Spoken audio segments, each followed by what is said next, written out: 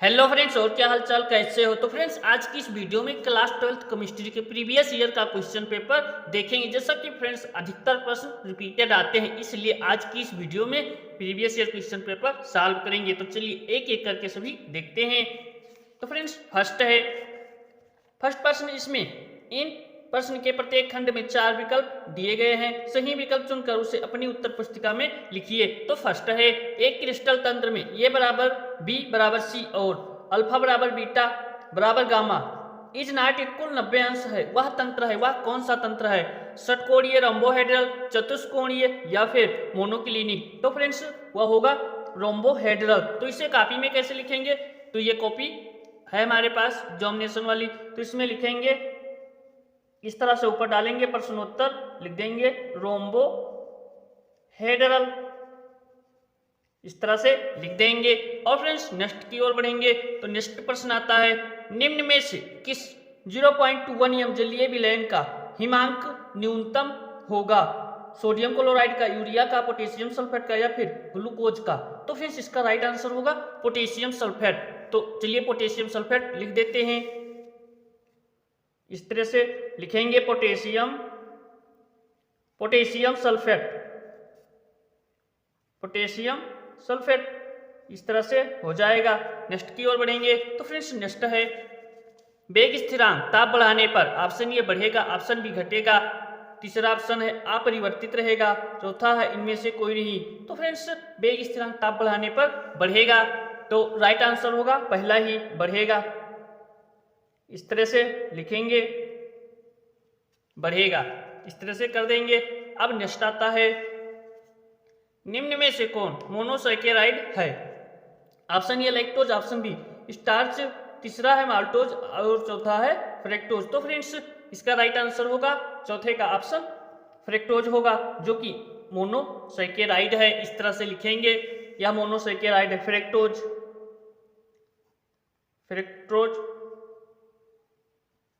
इस तरह से लिख देंगे। नेक्स्ट है, एक एसिटिक अम्ल को P2O5 के साथ गर्म किया जाता है, तो निम्न में से कौन सा यौगिक प्राप्त होता है?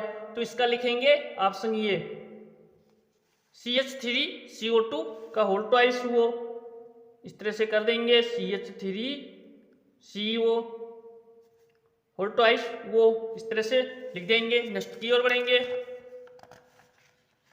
एमाइड का एमीन परिवर्तन निम्न में से किस अभिक्रिया द्वारा किया जाता है? तो फ्रेंड्स हाफमैन ब्रोमाइड अभिक्रिया द्वारा किया जाता है। तो लिखेंगे हाफमैन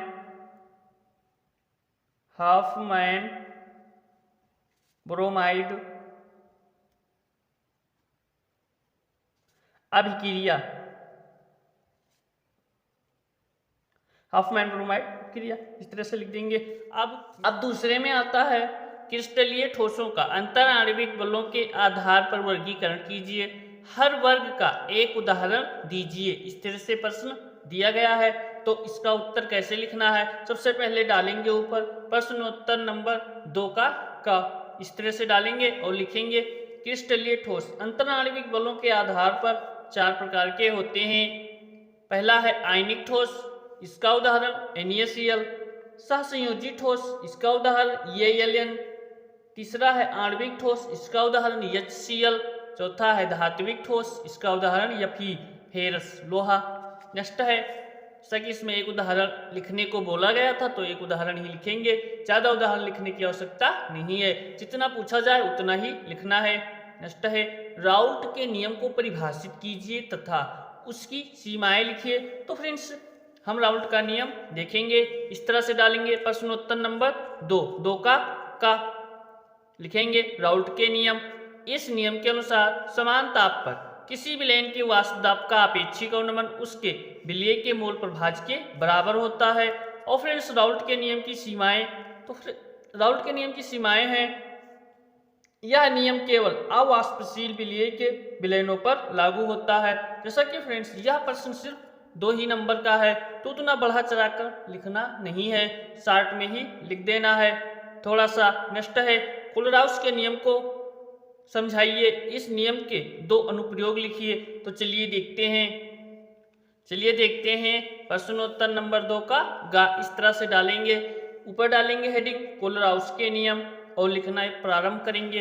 इस नियम के अनुसार अनंत तनुता पर किसी विद्युत अपघट्टयी विलयन की तुल्यांकी या मोलर चालकता विलयन में उपस्थित धनायनों तथा ऋणायनों की अनंत तनुता पर चालकताओं के योग के बराबर होता है। जैसा कि फ्रेंड्स इसमें सूत्र नहीं पूछा गया है तो सूत्र नहीं लिखेंगे, जो पूछा गया है सिर्फ उतना ही लिखना है। कोलराउस का नियम लिखना था, इसके दोनों प्रयोग लिखने थे, दोनों प्रयोग भी देख लेते हैं। इस तरह से डाल देंगे इस नियम के दोनों प्रयोग। इसका उपयोग अनंत तनुता पर दुर्बल विद्युत अपघट्टयी के विलयनों की तुल्यांकी चालकता की गणना में किया जाता है। सिंपल 2 नंबर का प्रश्न है, इसलिए थोड़ा ही लिखेंगे, उतना लिखने की आवश्यकता नहीं है। नेक्स्ट है प्रश्नोत्तर नंबर घ इसका। चलिए प्रश्न सबसे पहले देखेंगे। तो प्रश्न देखते हैं, वास्तविक विलयन और कोलाइडी विलयन की उदाहरण सहित विभेद कीजिए। तो फ्रेंड्स हम इसका विभेद इस तरह से डाल देंगे, इस तरफ डालेंगे वास्तविक विलयन, दूसरी तरफ लिखेंगे कोलाइड विलयन। तो फ्रेंड्स यहाँ पर जिन विलयनों में, सबसे पहले वास्तविक विलयन देखेंगे, तो जिन विलयनों में विलय के कणों का आकार 1 नियम यानी कि ये नियम का होता है नैनोमीटर, 1 नैनोमीटर से कम होता है उसे वास्तविक विलयन कहते हैं। जिन विलयनों में विलय के कणों का आकार 1 नैनोमीटर से कम होता है उसे वास्तविक विलयन कहते हैं। कोलाइड विलयन किसे कहेंगे? तो जिन विलयनों में विलय के कणों का आकार 1 नैनोमीटर से 200 नैनोमीटर के मध्य यानी कि बीच होता है उसे कोलाइड विलयन कहते हैं। तो फ्रेंड्स ये होते हैं ओवरऑल ये प्रश्न। चलिए नेक्स्ट अब देखते हैं। यहाँ पर तीसरे वाले में का है, एक घनीय संरचना वाला यौगिक तत्व ये तथा बी से बना है। इसमें यह परमाणु घन के कोने पर बी परमाणु फलक केंद्र पर है। यौगिक का सूत्र ज्ञात कीजिए। यह है उपसा संयोजन यौगिकों के आईपीएससी नेमिंग लिखना है K3Cr और C2O4 का होल थ्राइस। इस तरह से प्रश्न दिया गया है। न्यूक्लिक अम्ल से आप क्या समझते हैं? यह प्रश्न भी 2 नंबर का पूछा गया है। पी ब्लॉक तत्व क्या है? उन्हें पी ब्लॉक तत्व क्यों कहा जाता है? यह प्रश्न भी 2 नंबर का पूछा गया है।